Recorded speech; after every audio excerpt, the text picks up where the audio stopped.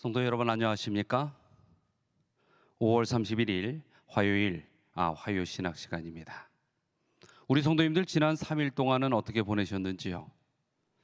우리가 이 신앙을 하면서 하나님을 믿는다는 것, 그것은 이 땅의 삶을 잘 살기 위함일까요? 아니면 정말로 예수 그리스도와 함께 저 하늘에서 또한 하나님과 함께 영원히 살기 위한 그 소망을 그리기 위한 그러한 과정이 우리의 신앙의 생활일까요?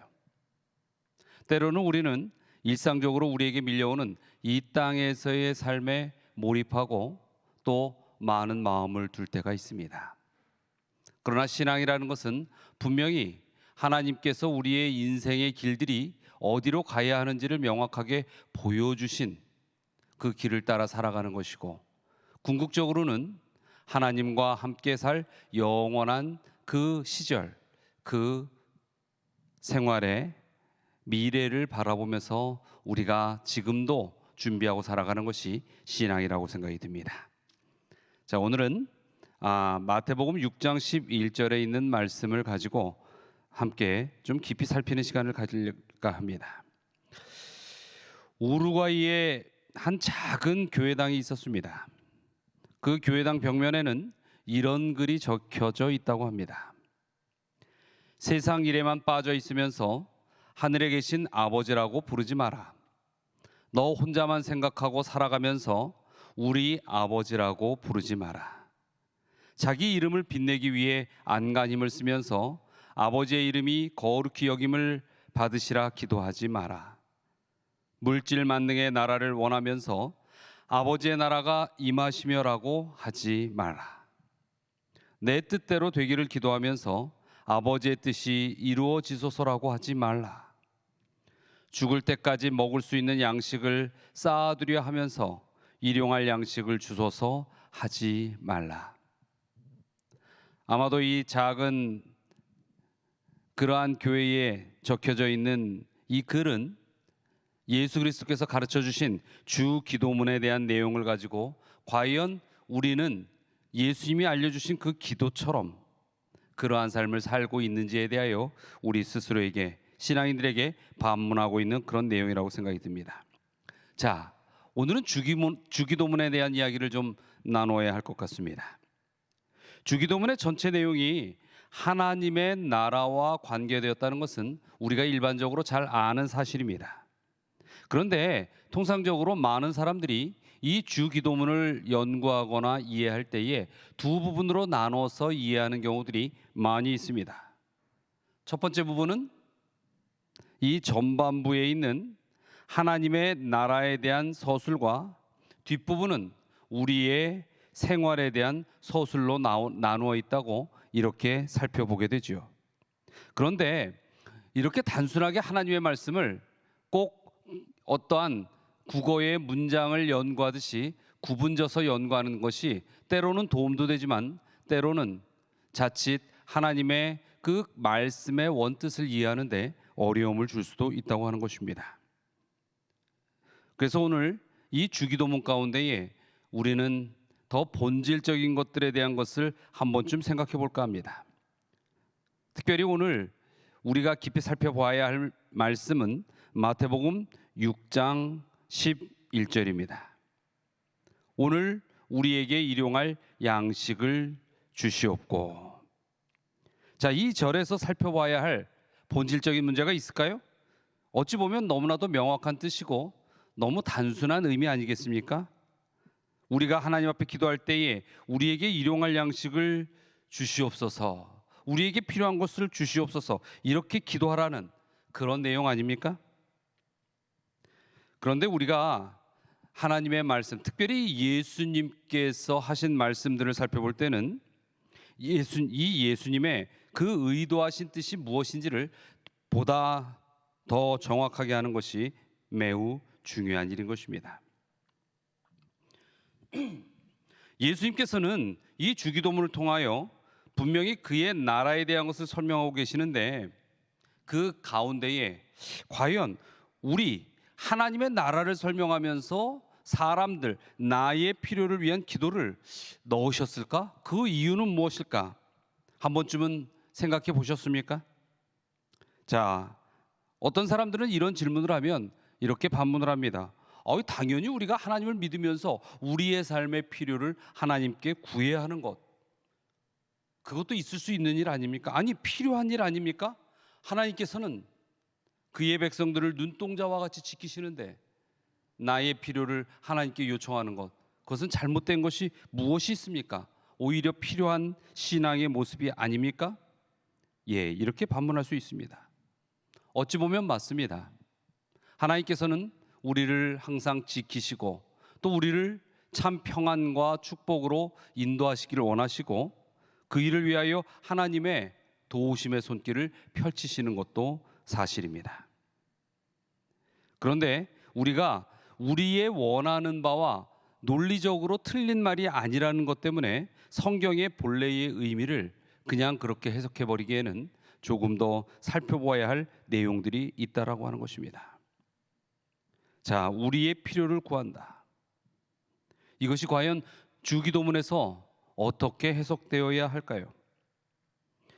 우리가 한번 이런 예를 들어봅니다. 우리가 일반적으로 이해하고 있는 이 주기도문에서의 일용할 양식을 주시옵고, 이것은 어찌 보면 이렇게 적용할 수 있겠지요. 하나님, 제가 오늘 좀 돈이 필요한데 저에게 필요한 돈을 벌게 해주십시오. 하나님, 저희의 자녀가 요번에 중요한 시험을 앞두고 있는데 시험을 잘 봐서 원하는 결과를 얻게 해주십시오. 하나님, 제 남편이 곧 승진이 될 때가 되었는데 좋은 일이 정말 주님의 도움 가운데 일어나서 승진을 할 수 있게 도와주십시오. 자, 이렇게 해석하는 것이 이 주기도문의 일용할 양식을 주시옵고라는 그 해석과 같은 방향 속에서의 해석이라고 볼 수 있지 않겠습니까? 그런데 정말로 예수님께서 기도에 대하여, 그것도 하늘나라에 대한 필요를 우리가 잊지 않고 항상 생애 속에서 기도하기를 원하시면서 알려주신 그 주기도문에서 이러한 우리의 일상적인 이 땅에서의 삶의 필요를 하나님께 꼭 구하라고 그렇게 가르쳐 주셨을까요? 이 부분에 대하여 우리가 좀 더 이해하기 위해서는 이 마태복음 6장에 전체적으로 나타나는 문맥의 구조를 살펴볼 필요도 있습니다. 자, 우리는 예수님께서 이 주기도문을 가르쳐 주신 후에 과연 어떤 말씀을 통하여 주기도문에 대한 해설을 풀어 가셨는지를 면밀히 살펴보아야 할 필요가 있습니다. 그래야만이 일용할 양식을 주시옵고에 대한 혹 잘못 이해할 수 있는 우리의 그러한 연약함을 다시 한번 주님 앞에서 말씀을 제대로 이해할 수 있는 그러한 기회로 삼을 수 있지 않을까 생각해 봅니다. 이 재미있는 것은요, 이 마태복음 6장에서 주기도문 이후에 바로 나오는 말씀이 무슨 말씀인 줄 아십니까? 그것은 바로 재물에 대한 가르침이었습니다. 그렇기 때문에 이 마태복음 6장 11절에 오늘 우리에게 일용할 양식을 주시옵고에 대한 말씀에 이 해석에 있어서 고민이 되는 것입니다.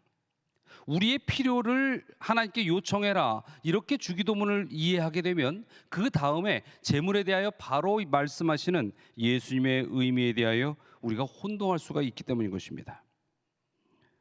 자, 재물에 대한 간단한 그 말씀들을 한번 요약해 보도록 할까요?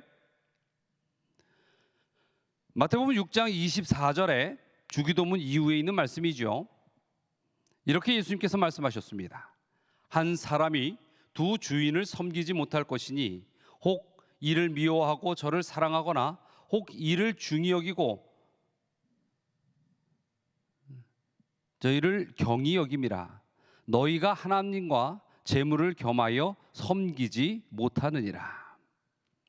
예, 여기 뭐라고 이야기하셨습니까? 두 주인을 섬기지 못할 것인데 그 두 주인이 뭐라는 것이죠? 하나님과 재물이라는 것입니다. 그런데 이것을 혼용해서 함께 섬기지 못할 것이라고 이야기했어요. 이 뜻은 무엇입니까?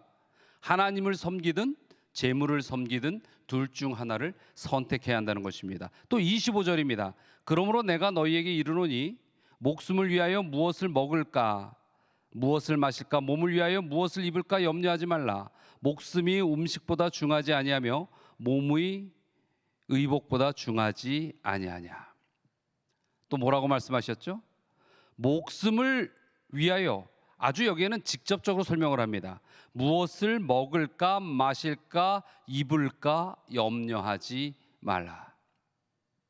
이 말씀대로 하면 일용할 양식에 대한 하나님에 대한 간구, 이것이 과연 의미가 있을까요? 자, 26절을 또 한번 보지요. 공중에 씨를 보라, 새를 보라. 심지도 않고 거두지도 않고 창고에 모아들이지도 아니하되 너희 하늘 아버지께서 기르시나니 너희는 이것들보다 귀하지 아니하냐. 이 땅에 있는 모든 것들이 하나님 아버지께서 온전히 돌보시고 기르신다는 것입니다. 그러니 그것들에 대하여 염려치 말라는 것입니다. 28절입니다. 또 너희가 어찌 의복을 위하여 염려하느냐? 들의 백합화가 어떻게 자라는지 생각하여 보라. 수고도 아니하느냐. 죄송합니다. 이 성경절들을 제가 조금 잘못 오타가 있었습니다. 그 다음에 31절로부터 32절을 한번 보죠. 그러므로 염려하여 이르기를 무엇을 먹을까 무엇을 마실까 무엇을 입을까 하지 말라. 이는 다 뭐 하는 것이라? 이방인들이 구하는 것이라. 예, 31절로 32절에는 더 강력하게 온전히 우리가 이 땅에 있는 것들을 구하는 것에 대한 염려의 말씀을 주고 계십니다. 그러한 것들, 먹을까 마실까 입을까에 대한 요구는 이방인들이나 하는 것이지 하나님의 백성이 하는 것이 아니라고 이야기하는 것입니다. 그리고 34절입니다. 그러므로 내일 일을 위하여 염려하지 말라. 내일 일은 내일이 염려할 것이요 한날의 괴로움은 그날의 족하니라. 다시 한번 반복해서 예수님께서는 내일 일에 대하여 걱정하지 말고 하나님께 맡기라고 이렇게 우리에게 분명히 말씀하고 계시는 것입니다. 자, 맡기고 확신하라. 그리고 온전히 우리가 구해야 할 것은 이 땅에 지금 당장 필요한 그러한 어떠한 요소들이 아니다라는 것을 예수님께서는 이렇게 말씀하고 계시는 것입니다. 주기도문에서 일용할 양식을 주시옵고라고 기도하라고 가르치셨는데 그 후에 예수님은 이런 좀 전에 살펴본 내용들로 우리를 다시 한번 가르치고 계십니다. 이 내용들을 한마디로 축약하면 일용할 양식을 구하지 말라는 가르침입니다. 주기도문의 가르침과는 전혀 상반된 의미의 언어로 이렇게 기록되어 있는 것을 보게 되는 것이죠. 예수님께서 분명히 이 주기도문에 일용할 양식을 구하라라고 말씀하셔 놓고 그 뒤에는 무엇을 마실까 입을까 하지 말라라고 이렇게 말씀하신 이유, 그리고 32절에는 그것은 더욱더 강력하게 경고하시면서 이방인들이 하는 것이다 라고 이야기를 하시는 것입니다. 그리고 30절에 보면은 이 백합화에 대한 예를 들면서 뭐라고 합니까? 이 믿음이 적은 자들아. 예수님께서는 상당히 강경한 어조로 우리의 일상에 나의 도움을 위하여 필요한 것들을 구하는 것에 대하여 경고하고 계시는 것입니다. 그런데 이것이 이 주기도문의 가르침과 모순이 된다면 우리는 이것을 어떻게 이해해야 할지 분명히 고민하고 이 답을 찾아야 되는 것입니다. 그런 것들을 우리가 깨달아가고 그것이 우리의 신앙의 삶에 적용될 때에 온전히 하나님의 말씀을 연구하고 배우는 참 의미를 찾게 되는 것입니다. 자, 그렇다면 이 예수님께서 가르쳐 주신 이 주기도문 가운데 있는 11절 마태복음 6장 11절에 일용할 양식을 주시옵고 이 부분의 진정한 의미는 무엇을 이야기하는 것일까요? 우리는 그 의미가 무엇인지에 대하여 이 시간에 분명히 해결을 해야 합니다. 그렇지 않다면 우리가 어찌 보면 여지까지 주기도문을 하면서 잘못 혹 가지고 있었던 생각들에 대하여 다시 한번 돌이킬 수 있는 기회를 놓쳐버리게 되는 것이죠. 자, 이 점을 한번 생각해 보도록 하지요. 과연 예수님께서 우리에게 내가 필요한 것들도 하나님 앞에 구한다면 그것을 나는 너에게 주겠다, 그것을 강조하시기 위함이었다면 왜 우리에게 일용할 양식만을 구하라고 이렇게 말씀하셨을까요? 어쩌면 이 음식이 상징적이고 생명을 유지하는 데 가장 중요한 의식주 중에 첫 번째라고 여겨서 그렇게 하셨다, 뭐 이렇게 이야기할 수도 있겠죠. 그러나 그렇게 예수님께서는 대충 이렇게 말씀하여 적용하시는 분이 아니신 것을 우리는 알아야 하는 것입니다. 일용할 양식이라는 것은 그날에 먹을 음식이 분명합니다. 그런데 그것이 이 필요에 대한 기도라면 오히려 예수님께서 그 주기도문에 이렇게 좀 더 확대해서 이야기하셨으면 어떻을까요? 그날에 너희들이 일용할 모든 것들, 너희의 삶에 필요한 모든 것들을 주시옵고라고 구하면 어떻겠냐. 여러분, 예수님께서 주기도문을 이렇게 바꾸셨다면 우리의 마음이 좀 더 편해질까요? 우리가 좀 더 희망을 가질까요? 예수님께서는 우리가 이 주기도문 가운데에 말씀하시는 일용할 양식에 관한 이해를 오해하지 않고 제대로 알기를, 깨닫기를 바라시는 것입니다. 다시 말씀드리면 이 일용할 매일의 양식에 대한 진정한 의미, 그 진정한 의미는 성경을 통하여만 우리가 풀어가야 하는 것입니다. 이 일용할 양식이라는 단어는 예수님께서 처음 이렇게 말씀하신 그러한 말씀이 아닙니다. 이 말씀은 구약에서부터 예수님께서 따오신 말씀이라는 것을 우리는 성경을 통하여 살펴보아야 한다는 것입니다. 자, 그 성경의 근원을 한번 보도록 할까요? 출애굽기 16장 4절입니다. 그때에 여호와께서 모세에게 이르시되 보라, 내가 너희를 위하여 하늘에서 양식을 비같이 내리리니 백성이 나가서 일용할 것을 날마다 거둘 것이라. 이같이 하여 그들이 내 율법을 준행하나 아니하나 내가 시험하리라. 자, 이 출애굽기 16장 4절의 말씀, 이것은 어떤 지금 내용의 그 역사적 부분인지 우리 성도님들은 충분히 아실 것이라고 생각합니다. 뭐에 대한 이야기죠? 그렇습니다. 이 출애굽한 백성들이 광야에서 온전히 매일 어떠한 수고도 밭을 갈지도 씨를 뿌리지도 물을 주지도 아니하여도 그들이 먹을 것을 얻는 장면입니다. 그 음식이 뭐였죠? 바로 그 음식은 만나였던 것입니다. 그들이 하늘에서 양식을 비같이 내리는데 이것에 백성들이 나아가서 일용할 것을 날마다 거두는 것, 이것이 만나에 대한 축복이요, 또 만나에 대한 하나님의 분명한 어떠한 그 양식에 대한 그 원칙을 알려주는 방법이 내포되어 있는 그 말씀입니다. 자, 만나라는 것은 무엇이죠? 우리 성도님들이 만나에 대해서는 이미 잘 아실 것입니다. 이 만나라는 것은 이스라엘 백성들이 이 광야에 있을 때부터 하늘로부터 직접 받은 그 양식입니다. 하나님은 이 양식을 주실 때에 한없이 쏟아 부어 주셨습니다. 그러나 한없이 쏟아진 이 만나가 모두가 백성의 것이 아닙니다. 그 백성들에게는 먹을 만큼만 알아서 가져가라고 그렇게 말씀하신 것입니다. 그리고 만나에 대하여 하나님께서는 그 백성들에게 가르치시면서 엄격하게 당일의 분량만을 거두도록 하였습니다. 이 모세는 신명기의 8장 16절에 보면 19절에 보면은 그 만나를 다음 날 아침까지 결코 남겨두지 말도록 그렇게 백성들에게 지시했습니다. 만약 이러한 만나에 대한 보관, 그 말씀의 지시를 어기면 그것은 하나님에 대한 시험이요 반역이라고까지 이 성경에서는 표시하고 있는 것입니다. 하나님께서는 이 만나를 통하여 그저 백성들이 먹고 사는 것, 배부른 것, 그것만을 이 은혜로 주신 것이 아니라는 것입니다.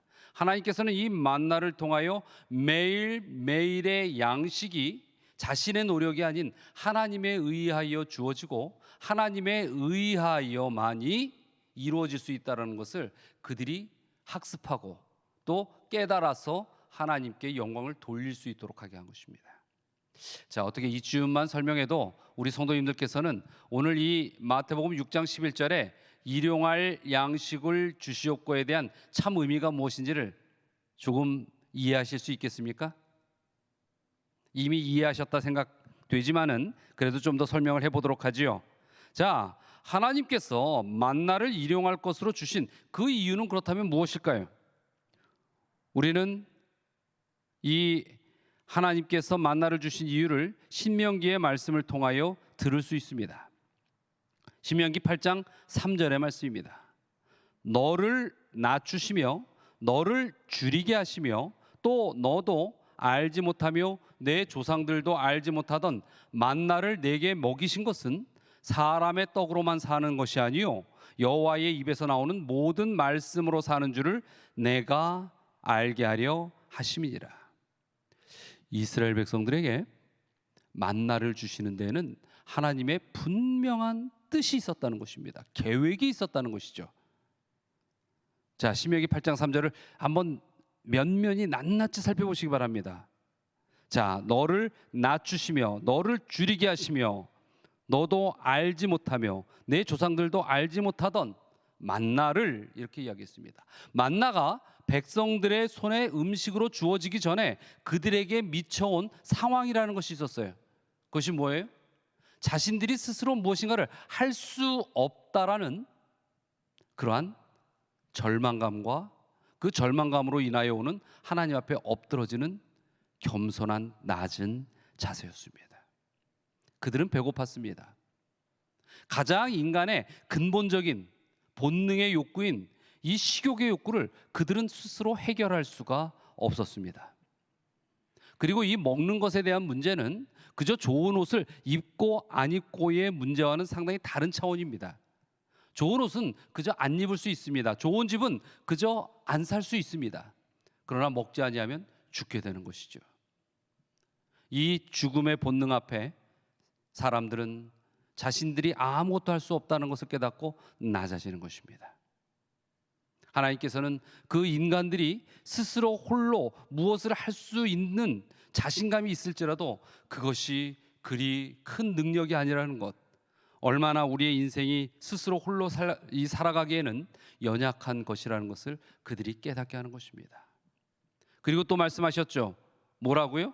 너도 알지 못하고 내 조상들도 알지 못하던. 사람은요, 하나님의 은혜와 축복도 반복적으로 받으면 마치 그 은혜와 축복이 아니라 내가 내 능력으로 스스로 만들어낸 어떠한 열매이고, 때로는 하나님에게로부터 내가 당연히 받아야 할 권리 있는 대가라고 생각하며 신앙할 때가 있습니다. 이 참 조심스러운 신앙이죠. 우리 성도님들께서는 그렇지 않으시지요? 여러분, 하나님께서는요, 반복되는 축복을 주시기도 하고 전혀 새로운 축복을 주시기도 합니다. 그러나 반복된다고 해서 그것이 축복이 아니고 전혀 새롭다고 해서 우리가 더 기쁜 대단한 축복을 받은 것처럼 그렇게 반응해서도 안 되는 것입니다. 매 순간 한결같이 역사하시는 하나님의 그 축복의 손길이 우리의 삶을 항상 이끌어가는 그러한 것을 느끼는 감사함으로 우리가 온전히 붙들고 살아가야 한다는 것입니다. 이 신명기 8장 3절의 말씀 속에서도 그 만나에 대하여 전혀 그들이 알지 못하는 것, 이유되거나 핑계치 못하는 것, 이미 아는 걸 줬어도 그들은 감사해야만 했어요. 그런데 하나님께서는 이미 아십니다. 그들에게 수많은 이 애굽에서 경험하던 것들을 다시 한번 돌이켜 주려고 해도 그들에게 있어서는 그것이 당연한 요구 조건의 대가인 것처럼 여기고 감사함이 없었던 것이죠. 그들에게 만나는 전혀 새로운 것, 오직 하나님에게만 속한 영역이었습니다. 성도 여러분, 우리가 우리의 이 신앙의 삶 속에서 지금도 오직 하나님에게만 속한 그 영역의 축복이 우리에게 임해 와야 한다는 사실을 기억하시기 바랍니다. 그리고 또 이야기하죠. 사람이 떡으로만 사는 것이 아니요 여호와의 입에서 나오는 모든 말씀으로 사는 줄을 내가 알게 하려 하심이라. 여기에 핵심이 있습니다. 자, 하나님께서는 만나를 주시면서 그 만나를 통하여 사람들이 음식으로만 사는 게 아니라 말씀으로 사는 것을 깨닫게 하시기 위함이었다. 생명의 근원이 하나님께 있고 생명의 유지와 생명의 부흥 또한 하나님께서 이끄시는 축복이라는 것을 알려주기 위하여 이 만나를 주셨다라고 이야기하고 있는 것입니다. 여러분, 이 만나는 겉으로 보면 우리의 육체를 위한 그런 양식이지만 사실 그것은 만나 외에도 많은 것들이 있는 것입니다. 그러나 하나님께서는 얘기하시는 것입니다. 우리가 일상적으로 육신을 위해 먹는 밥이나 다른 음식으로 사는 것이 아니라 진정 하나님께로부터 난 것이 우리의 생명의 가장 중요한 영적 양식이요 생명의 양식이라는 것을 알려주기 위한 것입니다. 그리고 모든 이 땅에 있는 것들, 우리의 인간의 사는 데 필요한 것들이 그 통제와 주체가 하나님께 있다는 것을 깨닫기를 바라시는 것이죠. 그런데 더 재미있는 것은 이 신명기 8장 3절의 말씀을 예수님께서 광야에서 사단에게 시험받을 때 인용하여 썼었다는 것입니다.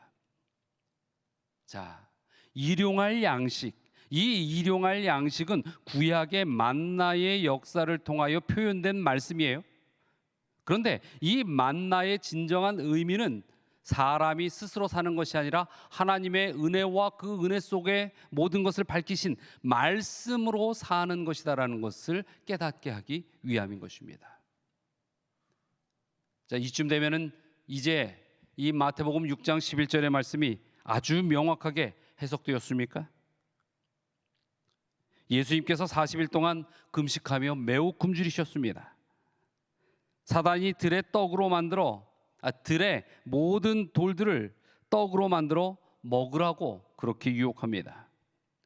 하지만 주님은 이 상황 속에서 사단에게 이 말씀을 통하여 물리치십니다. 뭐라고요? 내가 비록 육체의 굶주림으로 인하여 먹는 것에 대한 유혹이 있으나 사람은 떡으로 사는 것이 아니다. 사람은 하나님의 말씀으로 사는 것이니 내가 너의 말을 들을 이유도 들을 수도 들을 마음도 없다. 여러분, 맞습니까?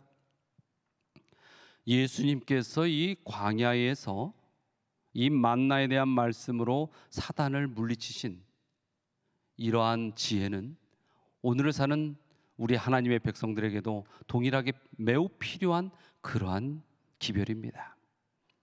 왜 그러냐면 이 땅의 수많은 요구들을 우리 마음속에서 우리가 스스로 완전히 떼어내지 못하고 붙들고 또 요청하고 만들어가기를 갈망할 때가 참 많은 것입니다. 그러할 때에 비록 내가 배고프고 비록 내가 남들보다 성공하지 못한 것 같아서 자존심도 상하고 비록 내가 가진 게 없어서 남한테 때로는 업신여김을 당해도 그러나 그것으로 인해서 결코 내가 이 하나님의 말씀대로 사는 것을 저버리지 않고 그 세상에 있는 어떠한 욕구들을 이루기 위하여 살아가겠다라는 그러한 삶의 목표를 절대 붙들지 않으리라. 여러분, 이것이 우리의 이 매일의 일상 속에서 싸워나가고 이겨나가야 하는 그러한 우리의 영적 싸움의 영역임을 꼭 기억하시게 되기를 간절히 바랍니다. 자, 우리는 이제 다시 이 만나의 이야기 속에서 오늘의 본문의 지혜를 깨닫고 이 본문의 말씀에 대하여 주기도문에서 이야기하는 일용할 양식의 의미에 대하여 더 이상은 혼돈하지 않고 깨달아 더욱더 하나님 앞에 온전한 기도를 드리는 백성들이 되기를 간절히 바랍니다. 주기도문의 진정한 의미, 그것은 이러한 의미인 것입니다. 하나님, 우리가 매일의 양식을 먹을 때에 하나님을 바라보게 하여 주시옵소서. 하나님, 우리가 이러한 매일의 양식을 통하여 우리를 날마다 먹이시는 하나님을 기억하며 살게 해 주시옵소서. 하나님, 우리가 매일의 양식을 얻을 때에 우리의 영혼을 살리는 영적 말씀, 하나님의 영적 손길을 느끼고 살아가게 하여 주시옵소서. 오늘 이 말씀 속에서 나누었듯이 주기도문은 하나님의 나라와 그의 의를 구하는 것입니다. 그 대원칙을 우리가 분명히 이해할 때에 일용할 양식이라는 것, 그 일용할 양식이라는 것을 구하는 것 또한 그것은 하나님의 말씀을 구하는 것이고 하나님의 사랑과 우리의 인생에 임재하시는 섭리를 구하시는 것입니다. 다시 말씀드려서 그 또한 그의 나라가 우리의 삶 속에 적용되고 우리의 소망 속에 끝까지 무너지지 않고 붙들려 있는 삶을 요청드리는 것입니다. 바로 이 의미 속에서의 기도야말로 하나님의 나라와 그 의를 구하는 기도가 이루어지는 것입니다. 사랑하는 우리 서울중앙교회 성도 여러분, 정말로 우리가 주님 앞에 기도할 때, 특별히 이 주기도문을 바라볼 때에 이 땅의 일상에서의 필요한 것들로 인하여 여러분들이 더 마음을 쓰고 기울여 하나님 앞에 매달리지 마시기 바랍니다. 더 하나님 앞에 매달려야 할 것은 이미 주신 분, 이미 마련하신 분, 이미 우리를 승리케 하실 그분에 대한 확신을 가지고 오직 감사의 기도요, 또 주의 영적 말씀의 양식을 먹겠다라는 간절한 간구로 기도드리시는 우리 성도님들이 되시기를 바랍니다. 오늘 이 말씀도 또한 주님의 지혜 안에서 잘 이해하셨으리라 생각되고, 또 그렇게 여기면서 다음 주 뵐 때까지 또 하나님의 말씀, 특별히 이 마태복음 6장을 깊이 한번 묵상해 보시게 되기를 요청드리며 오늘 말씀을 마치도록 하겠습니다. 자, 다 함께 기도하시겠습니다. 사랑과 은혜가 많으신 하나님, 오늘 마태복음 6장 11절의 말씀을 통하여 저희들이 과연 이 말씀의 의미가 무엇인지를 다시 한번 되새겨 보았습니다. 물론 저희들이 살아가며 이 땅의 요구와 필요에 대하여 주님 앞에 간구할 때가 참 많이 있습니다. 그러나 무엇보다도 주님께서 먼저 허락하시고 주신 그 은혜가 무엇인지를 기억하게 하여 주시고, 오직 주의 말씀이 저희의 삶을, 또 주의 손길이 저희의 인생의 모든 여정을 이끌고 계심을 확신하며 믿음 안에 쫓아가게 하여 주시옵소서. 다함이 없는 주의 사랑이 오늘 이 시간에도 이렇게 함께 말씀을 나눈 모든 분들에게 축복으로 임하여 주시리라 믿고 감사드리며 예수 그리스도의 이름으로 기도드리옵나이다.